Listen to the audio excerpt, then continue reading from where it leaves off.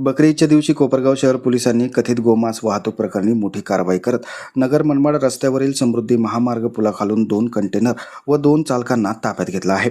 गुरुवारी 28 मे रोजी दुपारी 1 वाजण्याच्या सुमारास करण्यात आलेल्या कारवाईत अंदाजे 52 लाख रुपये किमतीचा मुद्देमाल जप्त करण्यात आला आहे.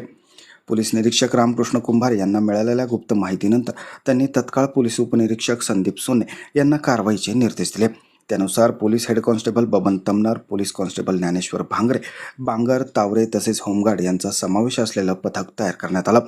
पथकाने समृद्धी महामार्ग पुलाखाली छापा टाकला असता एक संशयित कंटेनर आढळून आला. कंटेनर चालकाकडे आवश्यक कागदपत्रे व परवानगीबाबत विचारणा केली असता सुरुवातीला टाळाटाळ करण्यात आल्याचे पोलिसांनी सांगितलं. त्यानंतर कंटेनरची तपासणी केली असता बॉक्स पॅकिंगमध्ये ठेवलेले कथित गोमांस आढळून आल्याची माहिती पोलिसांनी दिली. चौकशी दरम्यान एका कंटेनरचा अपघात झाल्याने त्यातील माल दुसऱ्या कंटेनरमध्ये भरला जात असल्याचं चालकांनी सांगितल्याचंही पोलिसांनी नमूद केलं.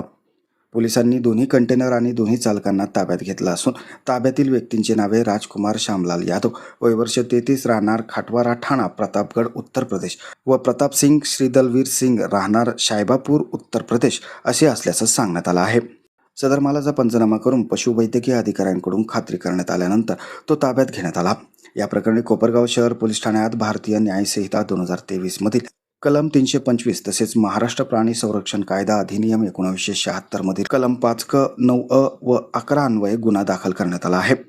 पोलिसांनी अंदाजे 18 टन बॉक्स पॅकिंगमधील कथित गोमांस ज्याची किंमत सुमारे 12,40,000 रुपये असल्याचं सांगितलं जात आहे.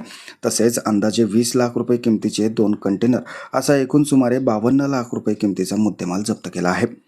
कोपरगाव शहर पोलिसांनी केलेली ही आत्तापर्यंत सर्वात मोठी कारवाई असून या कारवाईमुळे पोलिसांच्या कामगिरीचे सर्व स्तरातून कौतुक केले जात आहे.